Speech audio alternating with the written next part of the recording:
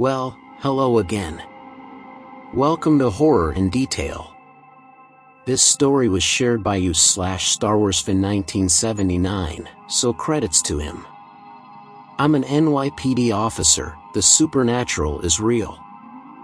It had always been my dream to be a law enforcement officer. Since I was a small boy, I have always loved the idea of having a gun and catching bad guys all day. Hell, what kid didn't?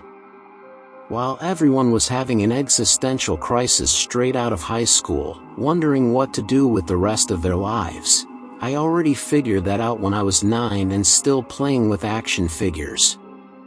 After graduation, I applied for the New York City Police Academy, and after 6 months of physical and academic training, I was ready to patrol the streets of New York City.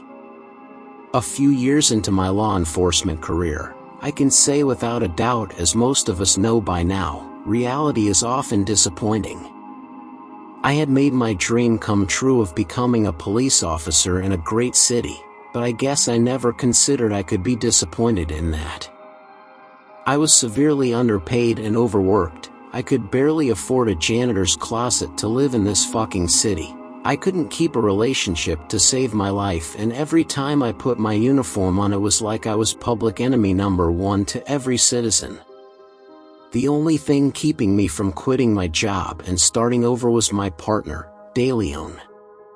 The only other thing that was consistent in my life aside from the constant shit flow from this job was DeLeon. In just a few short years, he had become like my older brother, giving me life guidance, inviting me to spend time with his wife and son, and always having my back. Last night, I was quieter than usual while on patrol, and I guess he saw the writing on the wall. Listen, kid, if you're unhappy with your place in life, you gotta do what makes you happy. I looked at him with a mix of shock and sadness I could feel burning on my face. That's clearly not police work, he said, like he could literally read my mind. Of course, I was an open book to him. Before I had a chance to explain myself, a voice came over the radio. Unit 13, we have 10 to 62 in progress at Westport. That was code for breaking and entering. My partner had already turned on our patrol lights and speed on when he said, "Well, you did want some excitement," while grinning like a little kid behind the wheel. 10 to 10 Guardian, show us en route, I replied over the radio while I spot-checked my equipment. It took us about 15 minutes to get to the scene. The place was some abandoned warehouse scheduled to be demolished to make way for a new mall. The site was also secluded. We hadn't seen any cars, houses, or anyone for miles. Who the hell would want to break in here? I asked my partner, not really waiting on an answer.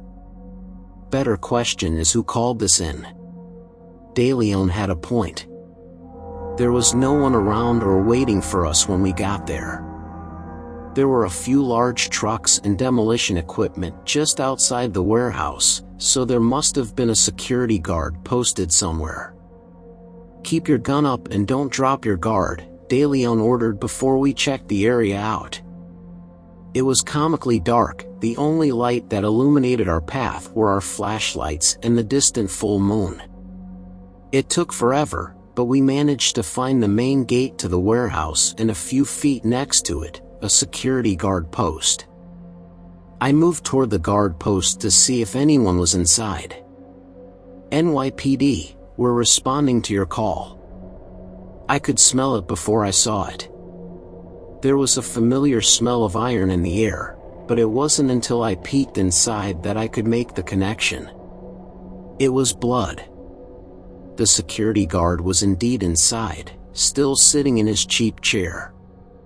His face had been clawed off, barely resembling a face at all now. His lower jaw was nowhere in sight, and only one brown eye remained. It looked like it wanted to roll into the back of his skull. His insides had been hollowed out, and his one remaining arm had half its hand bitten off. There was blood and chunks of human flesh all over the small cabin. It looked like he had been mauled by a fucking bear, but I've never seen anyone be so utterly destroyed. I couldn't stand the sight for more than a couple of seconds before I had to involuntarily throw up. De Leon was only a few steps behind me before he saw the same thing I did. I could hear him gagging and moving away from the guard post. We better call this in. I couldn't agree more. Whatever was happening here and whatever killed that security guard, I wanted nothing to do with it. We started walking back to our vehicle, and I noticed that somehow had gotten even darker since we got to the scene. It looked like clouds had covered the moonlight from shining down. Before I could even process what was going on, something had violently tackled me to the ground. At first I thought it was whatever mauled the security guard, but I could see that it was a man wearing ripped clothes. There was a brief struggle on the ground where the motherfucker tried to take a bite out of me.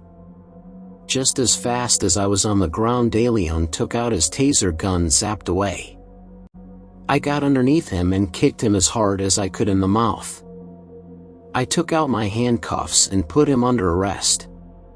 Do you think I just knocked out a potential witness? I asked jokingly, trying to relieve some of the insane stress I was under. Whoever this fucker is, he's coming with us. We picked the guy up and walked over a few feet to where we had parked, only to find another unwanted surprise. Our tires had been slashed in the amount of time we had been gone. I would have blamed our suspect, but on the vehicle's bonnet there were 4 gashes that covered the whole of its length. It didn't matter how maniacal you weren't going to be able to do that with your bare hands. We threw the unconscious suspect in the back of the vehicle and immediately tried to get backup on the radio. Guardian, 10 to 30, we need immediate assistance on scene, at least 1 dead person and suspect in custody. Our vehicle has been sabotaged and we are stranded. We anxiously awaited a reply, but nothing came. Only static. What do we do now? I said, nearly panicked. Try to calm down, they know our location. If we don't report back, they'll send in backup, De Leon said, scanning the surrounding area in the dead of night. You shouldn't have kicked me in the face. I jumped in my seat as I turned around and realized the suspect had regained consciousness and was leaning his face against the division cage. It wasn't personal, but now it is cop. The man was grinning so wide I could see he was actually drooling. Did you kill that man out there, you son of a bitch? I said, trying to regain my composure. No. My friends did, but I'll make sure you get it worse. I was taken aback by this and felt my hand tightening against my holstered weapon. You got friends out here, asshole? De Leon cut in. Oh sure, and don't think I forgot about you zapping me either, you'll get yours too. De Leon exited the vehicle and I immediately followed him out. What's our play here, man? He opened the back of our patrol vehicle and pulled out a pair of shotguns from a duffel bag. We aren't gonna let those fuckers hunt us. Shoot whatever isn't friendly. As he tossed me one, we both stopped in our tracks. Somewhere in the distance we could hear a horrendous sound that I could only associate with some kind of roar. What the fuck is that? I gripped tightly on the shotgun and I readied myself. Something tells me it might be his friends. Suddenly we heard another roar. This one sounded closer, but coming from a completely different direction. Oh Jesus, what the hell is that? I took cover behind the vehicle. Whatever they are, they're surrounding us. De Leon was aiming in the direction where the last roar came from. My heart was racing. Even with the moonlight illuminating us again, we couldn't see 10 feet in front of us. We could hear whatever was out there now. They were close enough that we could make out the sounds of something large and fast quickly running from places we couldn't see in the darkness. Suddenly, I heard a loud, deafening gunshot coming from De Leon's direction. I didn't know if he had gotten anything with the first shot, but he kept firing. Before I could join in, something had smashed into him so hard and fast he flew through the air and landed several feet away from the cover of our vehicle. As soon as I saw him land, I sprinted toward him, shooting a few times in the direction I saw that black blur speed towards to. "De Leon, are you all right?" I asked while trying to get him off the ground. "My leg." He didn't need to say much more. Even in darkness, I could see he had landed terribly, and his leg was bent in a way it wasn't meant to.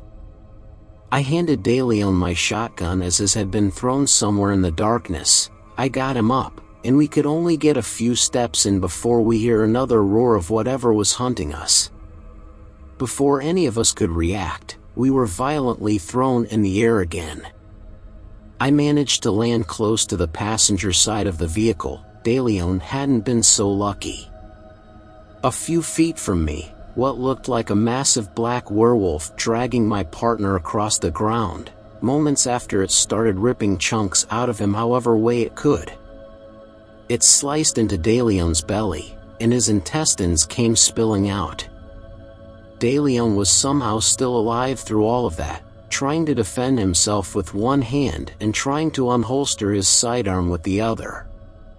The werewolf bit onto his hand, taking all his digits off. Then another werewolf joined in ravaging my partner. The only thing I could manage to do was jump inside the car and lock myself in as the two werewolves finished ripping De Leon apart. "I told you we were going to get yours." I jumped as I had forgotten about the subject. "Still, I'm custody." "Shut the fuck up." I aimed my sidearm straight at the suspect's head. "I may not make it out of here tonight, but I'll make sure to empty this on your face first." My heart dropped to my stomach as I was pointing my weapon. As soon as the man leaned out of the darkness, he was lit by the moonlight and started laughing maniacally. Maniacal laughter turned into violent convulsions. He had started to go through a transformation. He broke free of the handcuffs, and his body started to grow, somehow outgrowing his own skin to the point I could see it ripping throughout his exposed body. His face had begun to morph into something out of the sickest person's nightmares. Something inside his face was trying to explode out, so he used his claws to rip his own human face off, revealing a demonic werewolf that was still somehow grinning at me. Another werewolf had jumped on the car and was staring right at from the other side of the windshield. The other one had slowly peeked up from my passenger side window, both still stained in my partner's blood, and now were out for mine. Realizing how complete and utterly fucked I was, I started hyperventilating, and in what seemed like unison, all three werewolves attacked their respective sides. The first one to get through was the one by my passenger side window. It easily smashed through and immediately tried to bite my face off. It missed by a few inches. The only reason it didn't succeed in its second attempt is because I fired a round right inside its mouth. This staggered it enough for me to uncomfortably slide over to the driver's seat. The werewolf on the car bonnet was quickly smashing through the windshield and desperately trying to bite or slash at me. The one still in custody was biting his way through the metal cage and seemed to be the most anxious of all to get to me. I shot off a few more rounds to the one that was now apparently stuck halfway through the window space due to how massive it was. It didn't seem to hurt it at all. Maybe piss it off more. It was only a matter of time before they got to me, and having a bullet as a final meal was starting to sound like a good idea. I turned the barrel of my weapon to my lower jaw pointed up. I could still feel the heat emanating from it and the faint smell of gunpowder still in the air. I was about to pull the trigger when one of the werewolves, the one on top of the bonnet and desperately reaching for me only seconds before, was thrown off violently off the car. Seconds after it was the one stuck in the window. It was pulled so hard back that chunks of flesh remained on the broken glass left. Lastly, the door to the back seats was ripped off, and something pulled the suspect that had turned into a hound from hell out. I was convinced I was going to be next, but nothing happened for the next few minutes. I heard the roars of those creatures somewhere in the dark, different now, sounding less powerful and frightening and more hurt and frightened. I want to say I was brave during the whole encounter, but the truth is I was a nervous wreck. I spent the next eternity with my gun pointed at the darkness in front of me, waiting for something worse than those werewolves to take me. I wouldn't have been able to shoot anything even if I tried, with how much my hands were shaking. Maybe an hour passed when I saw the red and blue lights approach. I didn't really feel safe until fellow officers I barely recognized pulled me out of the destroyed patrol vehicle. The next few hours were a complete blur. I remember getting medical attention at the scene, being taken into questioning for hours trying to explain the fucked up events that had taken place that night. We have body cameras that are mandatory for all NYPD officers to use while on duty, so that should have been more than enough evidence to explain everything and clear my name. A few hours into waiting in a precinct interrogation room, a man holding a folder and who I've never met before comes in and sits down opposite me. "I'm terribly sorry to have made you wait so long, Mr. Morales. I had to grab a few things from the boys at CSI," the man said with an accent I couldn't quite place. "Look, if you're going to ask me what happened again, save it. You've got my body cam footage. There's nothing else for me to say." I hung my head in defeat and expected him to berate me of the potential years of jail I could be facing. "You mean the body camera footage that has been destroyed?"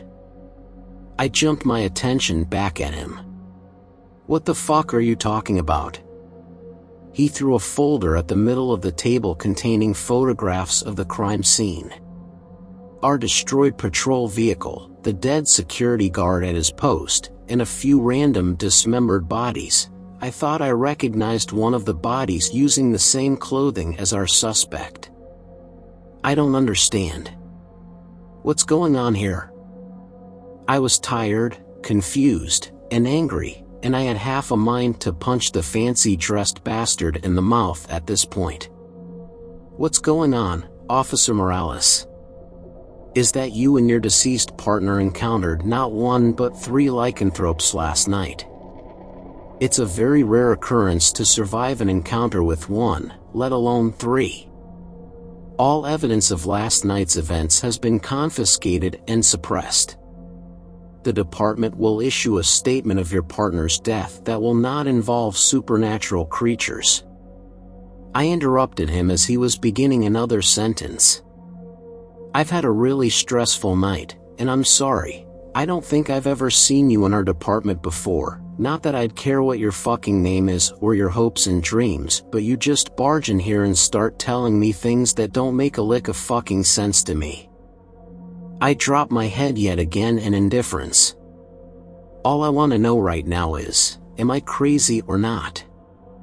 The man looked sympathetic, although in a very robotic way. "You're not crazy, Mr. Morales.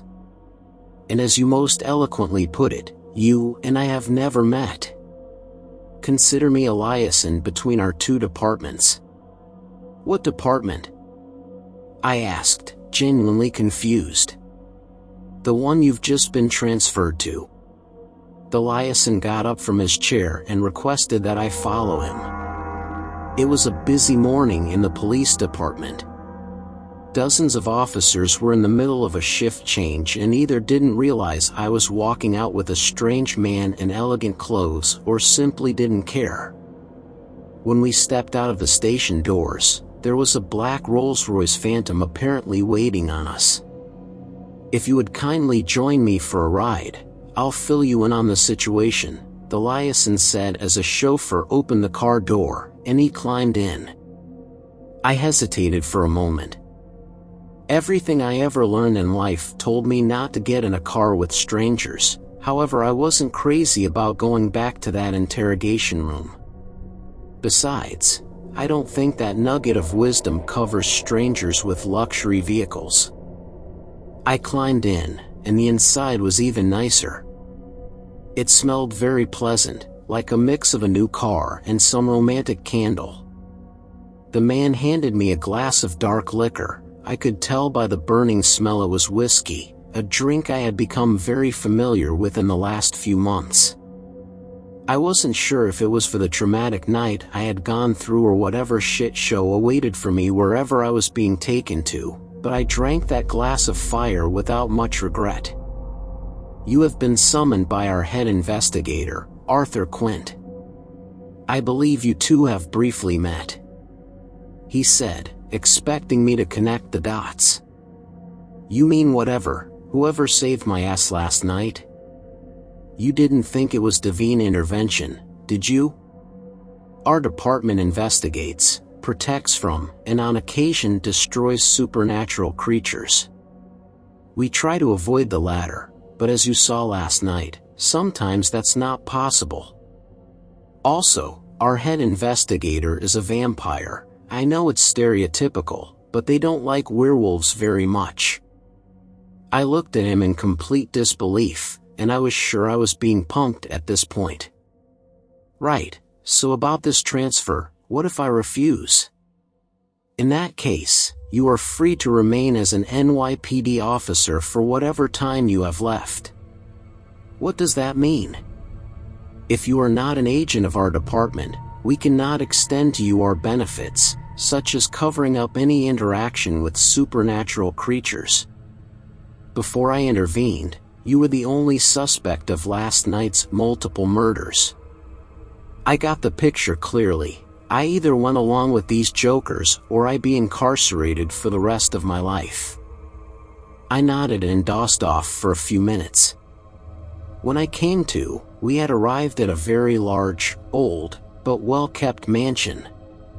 We stepped inside, and the place actually looked even bigger. Artificial light illuminated the beautiful staircase and statues that adorned the main hall. There were no windows to speak of. The liaison showed me the way to the main quarters. The room I entered was the most curious thing I had seen. It was like a room lost in time. There were decorations from many different decades, and the record player playing Time by Pink Floyd was very appropriate. I was so distracted that I hadn't even noticed the liaison had not followed me into the room. While I believed I was in an empty room, somewhere in the darkness, a voice announced, "Officer, I've been expecting you." My heart skipped a beat. I was even more disturbed to see that the owner of the voice was crawling on all fours on the ceiling of the room. "Why are you frightened?" "I am confident Xavier explained the status of my nature." He released himself from the ceiling and landed perfectly unharmed on the floor with the grace of a cat. "He did. I just thought he was full of shit.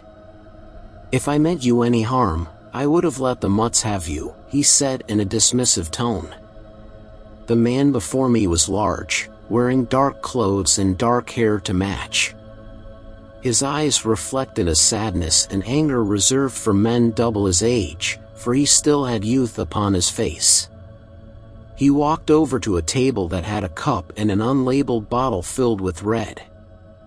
I didn't need to use much imagination to guess that it wasn't wine he was drinking.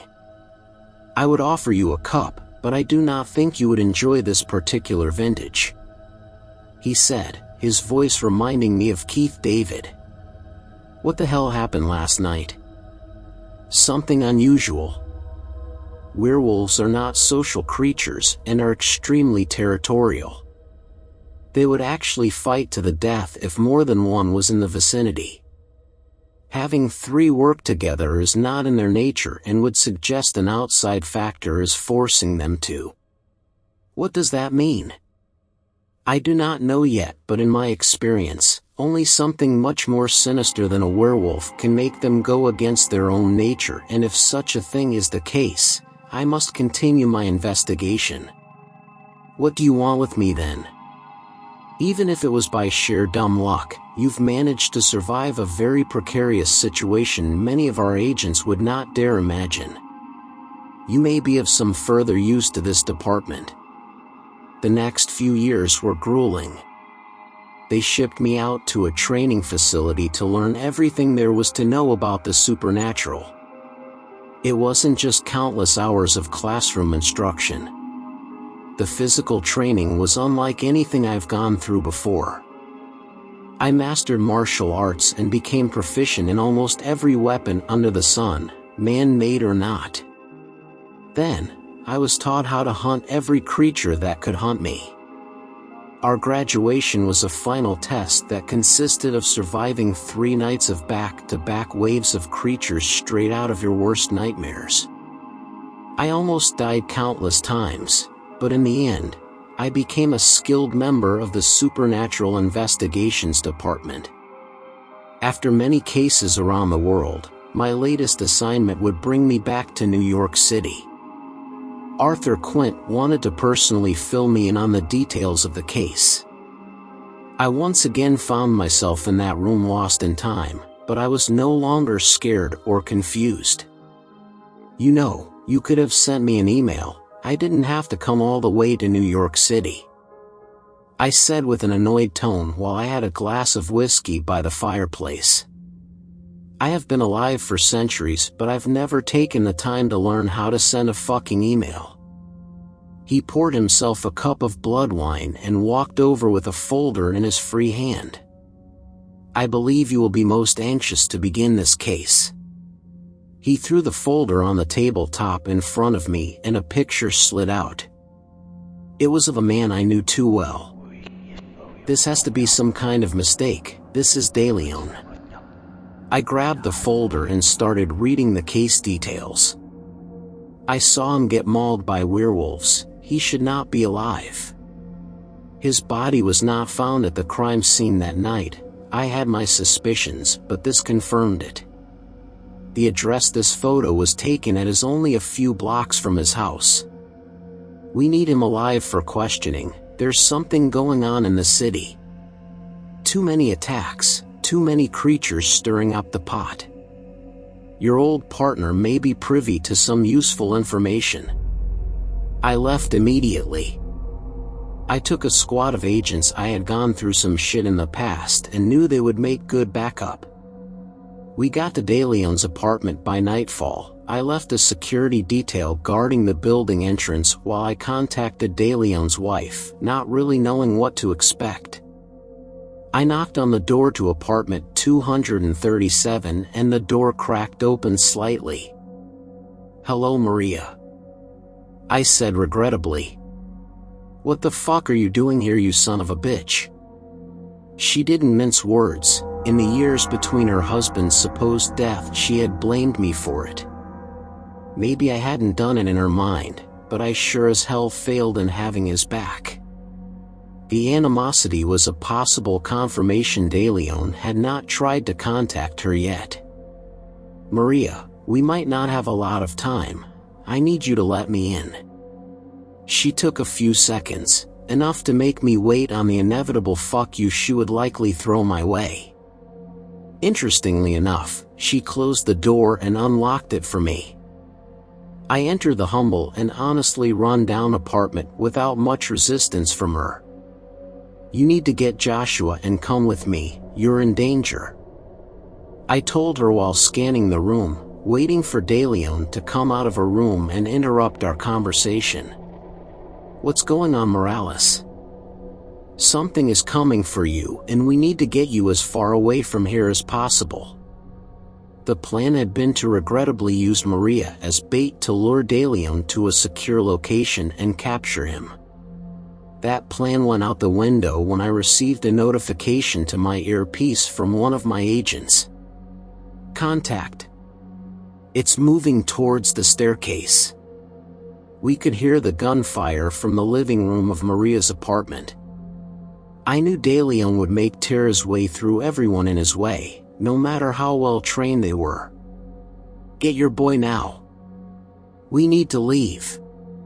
She rushed into a room while I looked through the peephole on the door. A few moments after the gunshots had stopped downstairs, I saw a bloodied animal crawling on the wall on all fours, crawling towards apartment 237. Mary came out of the room with a small child in her arms. "Take the fire escape and run," I said while I moved away from the door. "What are you going to do? What's out there?" she said in a panicked voice, and I wish I had a better answer for her. "Worst case scenario? I buy you some time." I pulled my handgun out loaded with special silver bullets, and a syringe filled with rare ingredients that would interrupt a werewolf transformation. The downside to this is that I would obviously have to get close enough to a 8-foot, seriously pissed off lycanthrope for me to inject it. Unfortunately for me, I would have an opportunity to get up and close with DeLeon as he violently smashed the door to get in. Maria went down the fire escape and made it to the ground just in time as DeLeon smashed through the apartment door. He stood at the entrance of the apartment, having to hunch to be able to get through. I could see the chunks of flesh hanging from his fangs and the fresh red staining his black fur. "DeLeon, if you're in there, don't make me fucking do this," I pleaded to an old friend, not knowing if he would recognize me or if he would even care. The monster in front of me imitated a smile, showing its collection of razor-sharp teeth as it lunged at me on all fours. I shot off a few rounds, managing to hit him multiple times. That unfortunately wasn't enough to stop its momentum. It crashed into me and we went through the window Maria had gone out just minutes prior. We had stopped at the edge of the fire escape and DeLeon wasted no time in trying to bite my face off. The only reason he didn't succeed is because I used his weight against him, leaning over the railing, and both of us fell from the second story of that apartment complex. Somehow I managed not to break my neck on the way down. I counted myself lucky for the next minute as I slowly got up to my feet but realized DeLeon had done the same. I was a dead man and I knew it. I could barely stand up, let alone attempt to stab that motherfucker with the syringe I somehow managed to hold on to. DeLeon slowly made his way to me. The fall had not really hurt him and he was just toying with me at this point. He picked up speed until he was on all fours with a collision course with me. I summoned all my remaining strength and prepared to stab the syringe into him, completely missing. DeLeon had been intercepted in mid-lunge for my throat by Arthur Quint. He had DeLeon by the throat and he was pinned to a wall of the alley we found ourselves in. I quickly swung my hand to stab DeLeon in the chest. It took only moments for him to violently and painfully reverting back to his human form. "Are you unharmed?" Arthur asked as he backed away from DeLeon. "I just fell from a second floor, but yeah, I wasn't bit or mauled." "I see that as a win." "You two won't be," DeLeon said while naked on the floor, freshly reshaping his bones to fit in his human frame. "She has returned and she's a bone to pick with you, Quint. In particular you," DeLeon said while getting some sort of satisfaction from the words. "What is he talking about, Arthur?" Quint was visibly shaken. In all my years fighting monsters, I had never seen Arthur Quint afraid. It's worse than I thought then. Everything adds up. I should have seen it sooner. Quint regrettably informed me. It's the end of the world. Thanks a lot for watching the video till the end. Subscribe to our channel Horror in Detail. Drop your opinions/suggestions in the comment section, and like the video as it helps with the YouTube algorithm.